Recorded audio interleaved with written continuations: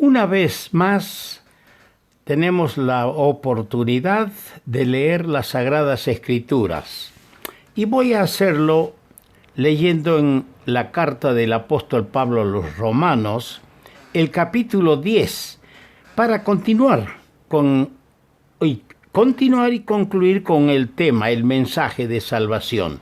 Para ello leamos capítulo 10 de Romanos, versículos 14 hasta el 16.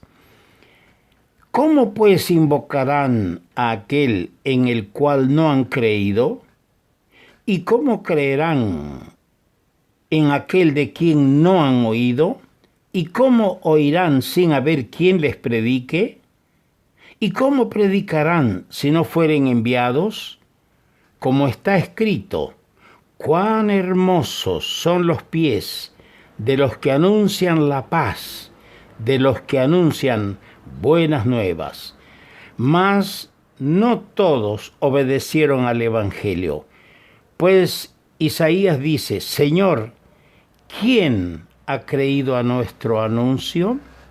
Hasta aquí nomás la lectura de la palabra de Dios. Si oyereis hoy su voz, no endurezcáis vuestros corazones, dice en Hebreos el capítulo 3, el versículo 15. Si oyereis hoy su voz, amigo oyente, si estas pequeñas reflexiones que venimos haciendo del mensaje de salvación son lo que el Espíritu Santo está utilizando para hablarte, para llevarte al arrepentimiento, a la confesión de tus pecados al Señor.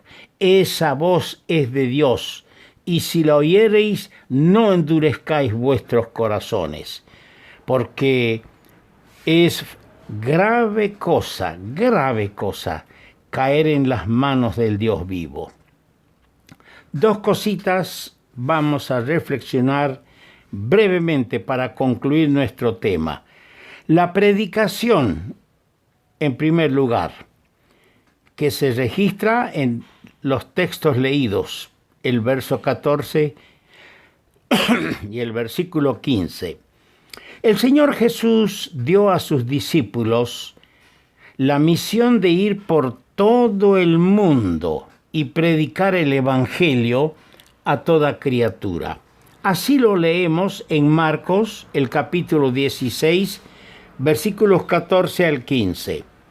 El Cristo que fue ejecutado en el madero, sepultado en una peña, en una tumba labrada en la peña, Él, resucitado, vencedor y victorioso al tercer día, el Cristo resucitado, dio una comisión específica a sus seguidores, a los discípulos, a los apóstoles. Es esta que leemos en el capítulo 16 de Marcos, versículos 14 y 15. Finalmente se apareció a los 11 mismos, estando ellos sentados a la mesa, y les reprochó su incredulidad y dureza de corazón, porque no habían creído a los que le habían visto resucitado. Y les dijo, id por todo el mundo y predicad el Evangelio, las buenas nuevas, a toda criatura. El Espíritu Santo ha dado a la Iglesia los dones, las facultades espirituales necesarias para su desenvolvimiento. El Señor comisionó a los suyos que vayan por todo el mundo. Por supuesto, todos no iban a ir por todo el mundo, pero se desparramaron por un lado y otro lado. Y así la cadena de predicación siguió hasta el día de hoy. Y el Espíritu Santo, como dije, le ha dado a la Iglesia dispensacional los dones necesarios para que puedan desenvolver el tema de la predicación. Así leemos en Efesios capítulo 4, versículos 11 y 12. Y él mismo, Cristo, resucitado ya, constituyó a unos apóstoles, a otros profetas, a otros evangelistas, a otros pastores y maestros. 5 grandes dones, en realidad personas, fueron dadas a la iglesia. ¿Para qué? Verso 12. A fin de perfeccionar a los santos para la obra del ministerio, para la edificación del cuerpo de Cristo. Y el cuerpo de Cristo es la iglesia. El Señor no mandó a los suyos a predicar el evangelio por todo el mundo sin darles la herramienta. La herramienta son esos dones espirituales que el Señor le ha dado a su iglesia. Ahora, escuche esto bien. El predicar el evangelio no es la obra de un hombre, y mucho menos el de cualquier hombre. Nunca debemos perder de vista que el mensaje de la salvación es el más importante y el más grande que se puede anunciar a los hombres. Todos los que se ocupan de predicarlo deben hacer lo mejor posible para el Señor, porque para Él están trabajando, y para las almas a las cuales están buscando para que se arrepientan. Es decir, si yo me ocupo en predicar y tú te ocupas en predicar, debes hacer lo mejor posible, hermano en Cristo, porque este trabajo es para el Señor y es compasión hacia las almas perdidas. Y sobre todas las cosas, el que predica y tiene esta responsabilidad debe orar, y orar mucho. Además, los que llenan los requisitos morales y espirituales necesarios para ser predicadores. Por eso decía que el predicar el evangelio no es la obra de cualquier hombre. Tiene que reunir los requisitos morales y espirituales necesarios para ser predicador del evangelio. Debe entender el que predica, los que predicamos, que somos responsables ante Dios por el fiel cumplimiento de nuestro cometido, aunque no somos responsables de los resultados. Escuche bien, hay un pero. Siempre que estos resultados no estén afectados por mi mal testimonio o por tu mal testimonio como predicador. Como predicador tenemos que dar un limpio testimonio para que los resultados no sean afectados por nuestra inconducta. Los resultados dejémoslos a Dios. No presionemos a las almas a hacer una profesión de fe para saturar y llenar los salones de profesantes, pero no convertidos, de cizaña y no de trigo. Cuidado, cuidemos mucho este aspecto. Ahora, la actitud de los oyentes del mensaje es otra cosa que nos llama la atención. El versículo 16 leído en Romanos capítulo 10 dice: mas no todos obedecieron al evangelio. Pues Isaías dice: Señor, ¿quién ha creído a nuestro anuncio?